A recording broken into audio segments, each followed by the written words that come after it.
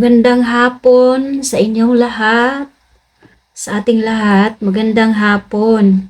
So, nasa 18 episode na tayo, and today, November 18, 2023. So, kumusta kayo? Kumusta ang weekend ninyo?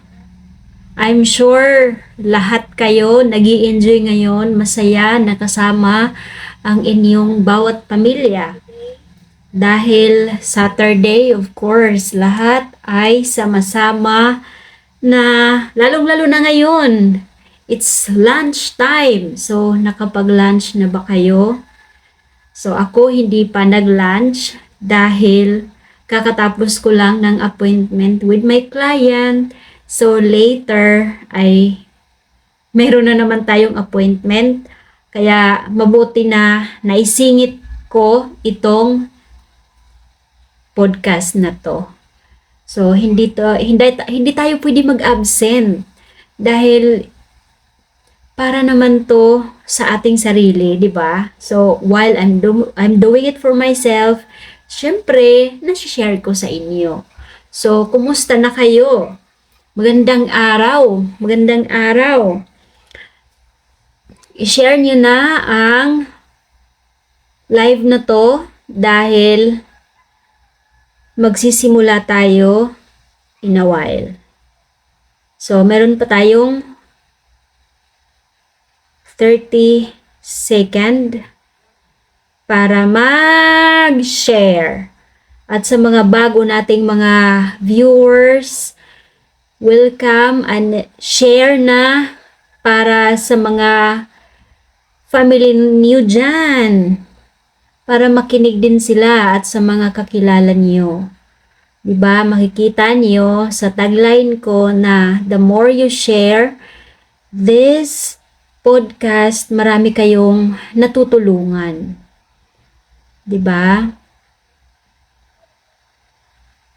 Dahil sabi nga nila, wala nang ibang magtutulungan, kundi tayo lang. So, 'di ba?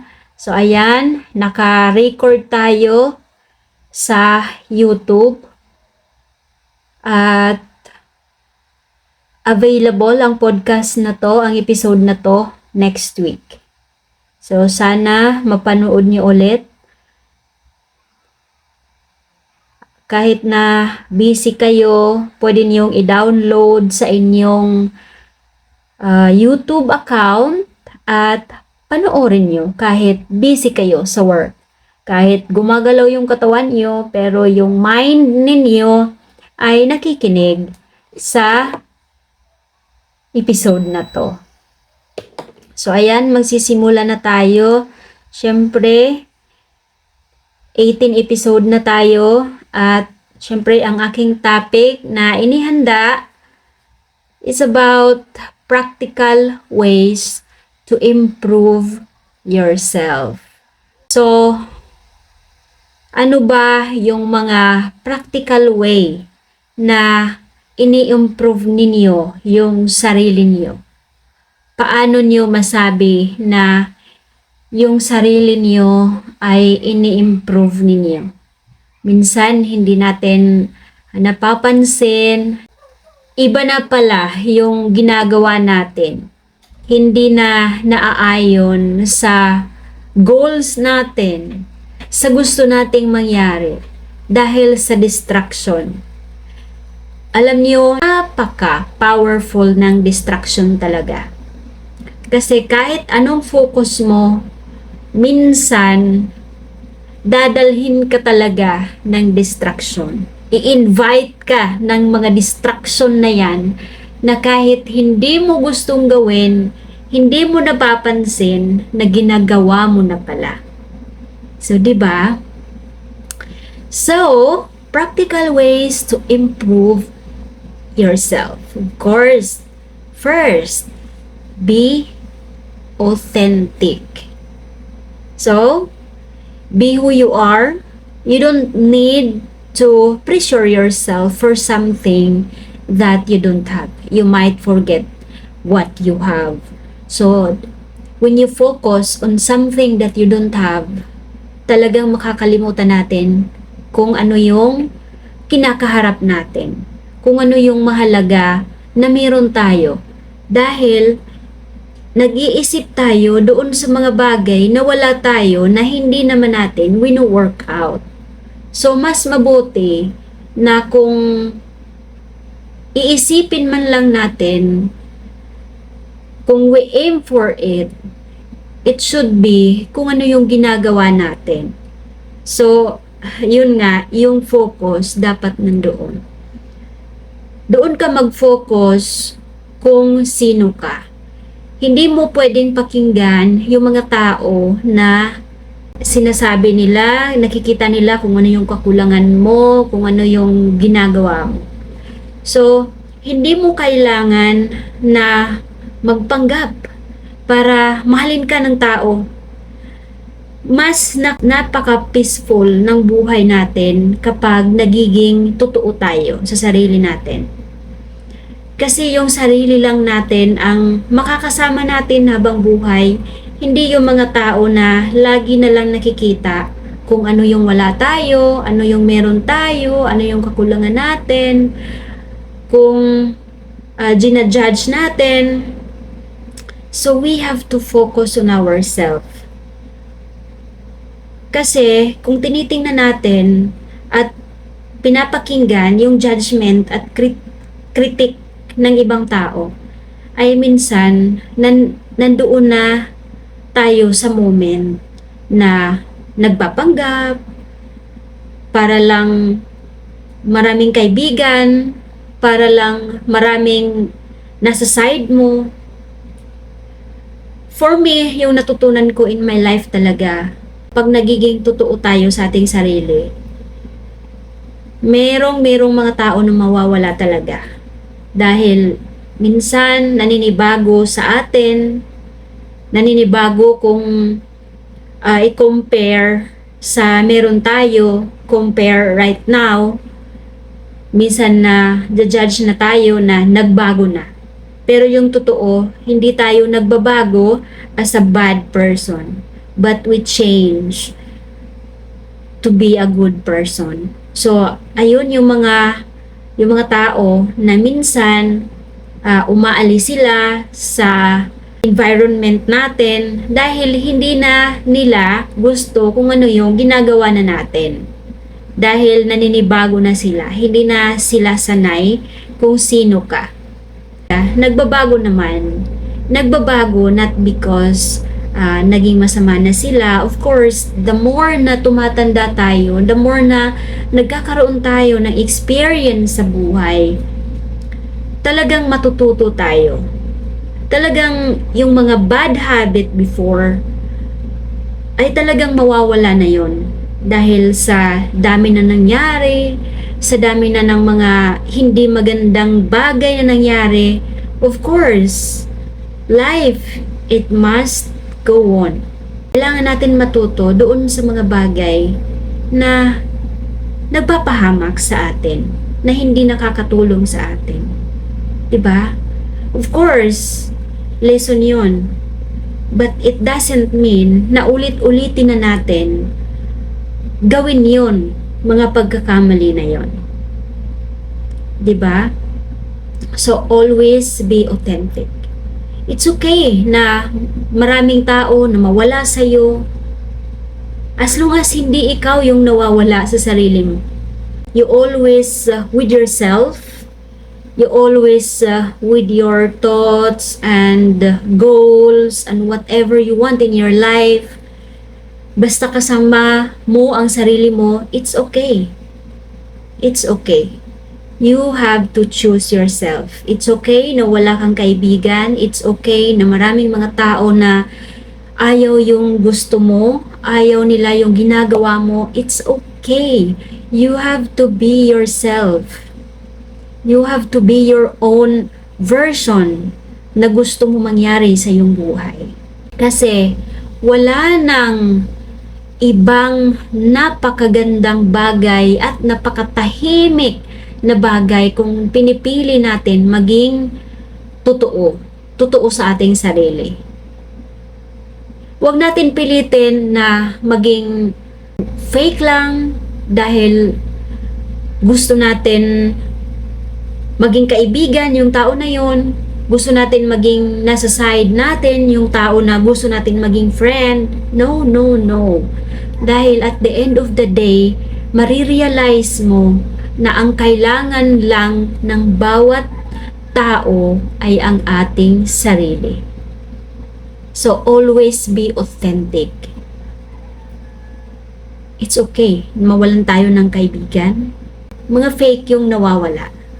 Be yourself, be true to yourself. Napaka-peaceful. Napaka-peaceful ng buhay kapag nagiging totoo tayo sa ating sarili. Pangalawa, eat better. So of course, eat what is important to your body. And for health peace. So 'di ba, kapag nagkakasakit tayo, syempre yung katawan natin, yung health natin, hindi nagkakaroon ng peace. So, naaapektuhan yung ating mindset. Naaapektuhan yung ating mga goals. Naaapektuhan yung mga dreams natin. So, we have to prioritize and protect our health because our health, it's only that we have na kayamanan natin. Our health is our wealth. Our health is our weapon to achieve any dreams. Health natin dapat natin pahalagahan dahil napaka-importante sa ating katawan na laging healthy. Kumain ng mga healthy, ng mga pagkain, kainin lang kung ano yung kailangan ng katawan, kainin lang kung ano yung mahalaga para sa ating katawan. We only live once. So, always choose healthy mindset, healthy food, and healthy thoughts na kailangan natin sa ating katawan. Kasi kapag hindi tayo healthy, talagang maaapektuhan lahat ng ating mga gagawin. Hindi tayo magkakaroon ng peace of mind. Madami yung mawawala, hindi tayo magkakaroon ng oras sa pamilya, maapektuhan yung ating hanap buhay, yung mga pangarap natin sa buhay, hindi natin magagawa dahil sa health natin na hindi maganda. So, always eat what is only important to our body. Dahil ito naman, yung ating health, ay isang bagay na hindi pwedeng bilhin. 'Di ba?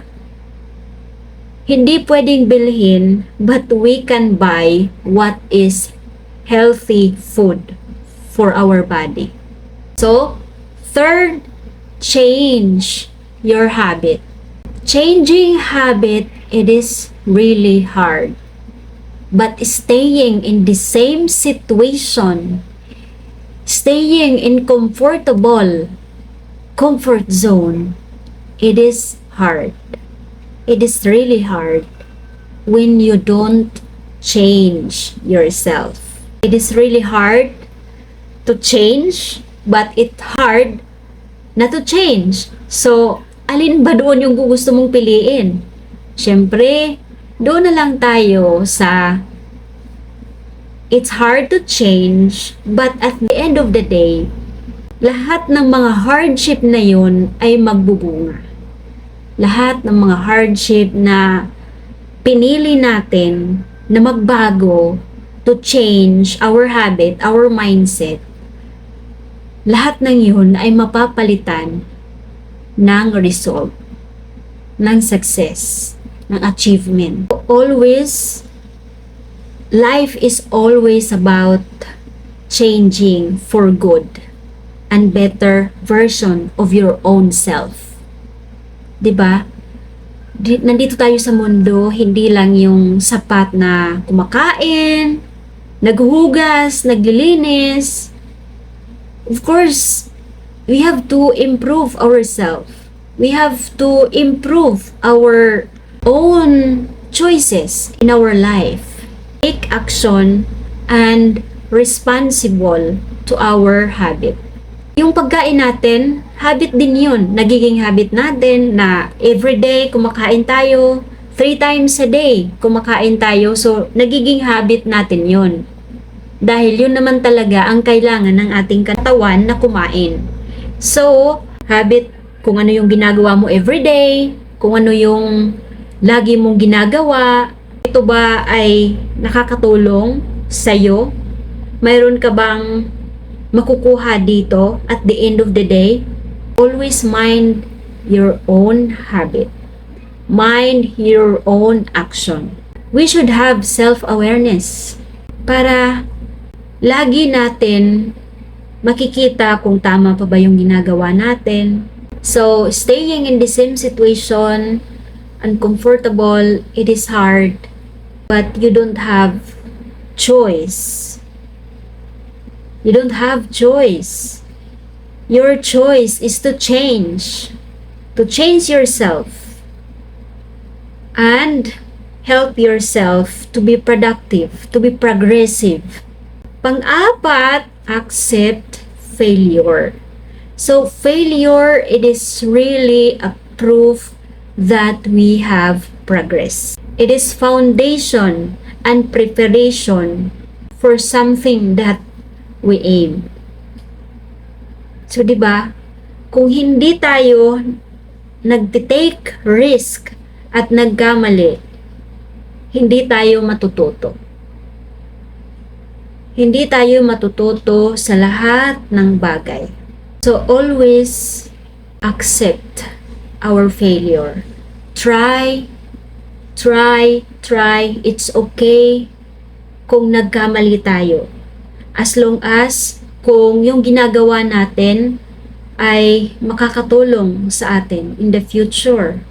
Hindi tayo pinanganak na perfect. Hindi natin alam lahat ng mga bagay. Pero kapag nagkaroon tayo ng oras o time na gawin yung isang bagay, doon natin marirealize, malalaman na ganito pala ito gawin. Hindi natin alam lahat ng mga bagay dito sa mundo. Hindi ibig sabihin na nasa tamang edad ka na, marami ka ng mga na-achieve, but it doesn't mean na alam mo na lahat. It doesn't mean na perfect na tayo. We are not perfect in this world. Lahat tayo dumadaan sa zero experience, zero learnings. Yung mga judgment natin sa buhay, sa ating sarili. Kung nadja-judge tayo ng ibang tao, huwag mong pakinggan yun. Yung sarili mong judgment ang pakinggan mo. Ikaw yung gumagawa, so meaning, ikaw yung nakakaalam kung ano yung gusto mo. Ano yung gusto mong mangyari. As long as kung yung ginagawa mo, yung decision mo ay alam mo na tama para sa'yo, alam mo na papakinabangan mo in the future, alam mo na ito yung magiging ikaw in the future, then do it. It's okay. It's okay na magkamali. It's okay na hindi maging tama. Of course, the more na ginagawa mo, the more na nadadaanan mo yung mga pagkakamali na yon, masusurprise ka na lang na grabe na pala yung journey mo. Grabe na pala yung mga napagdaanan mo. Grabe na pala yung mga lesson na natutunan mo. Huwag matakot sa mga failure na yan. Always embrace those failure. Yun yung weapon mo na magiging strong sa kahit anong mga gagawin mo sa buhay. At panglima, unplug. So, disconnect from everything. Disconnect from what you do, from toxic environment, and meet yourself. to meditate, talk to yourself. And you can say, hello myself. Say hello to yourself. Minsan, kung naging busy na tayo, yung akala natin busy na tayo, ay productive na tayo. Minsan, merong naging busy-busyhan, pero hindi naman productive. So, magkaiba yung busy sa may progress. Yung iba, sinasabi lang na busy, pero wala namang progress. At yung iba, busy with progress. Disconnect kung ano yung mga ginagawa natin. Kailangan muna natin kalimutan, lalong-lalo na kapag nag-burnout na tayo. Kasi ako, na-experience ko talaga na kapag ilang oras na ako nakababad sa social media, grabe, blanko na. Hindi ko na alam kung anong gagawin ko. Ang hirap ulit simulan. Ang hirap ulit makafocus doon sa isang bagay na nadidistract na yung sarili ko. So, kung gusto mo na makafocus doon sa gusto mo gawin para sa self-improvement mo, restart yourself. Restart yourself from disconnecting from social media, from toxic environment, and then talk to yourself. Focus on yourself. Kausapin mo yung sarili mo. Hindi masama na magkaroon kayo ng conversation with yourself. Noong isang araw, sabi ko nga, sa isang kausap ko, alam mo, pag ang tao ay wala ng pahinga, lakad dito, lakad doon, at hindi na nagkaroon ng oras sa sarili, hindi na nagkaroon ng oras na mag-isip, hindi talaga yan makakapag-isip ng maayos. So, kumbaga, walang na-stuck na mga idea. Hindi ka magkakaroon ng power bank. Yung power bank mo, yung mindset mo. Yung mindset natin, kailangan natin mag-disconnect. Disconnect sa mga ginagawa mo, kahit saglit, kahit isang araw, na magkausap kayo ng sarili mo. Para magkaroon ka ng time with yourself, to evaluate yourself, to meditate, makapag-restart. Parang gadget lang tayo. Yung mindset natin, yung brain natin, parang gadget lang yan. Kasi kapag ginagamit yung gadget, walang pahinga, hindi nare-restart, ang mangyayari, mag-i-error na yan. Hindi nagagana. So, ganyan yung utak natin. So, we have to rewire our brain. We have to rewire our thinking para makafocus tayo doon sa gusto natin gawin. Ma-restart yung ating sarili. So, yun lang ang ating episode today. Sana meron kayong natututunan. At sa next episode ay magkita-kita ulit tayo. Happy weekend, everyone! Happy weekend!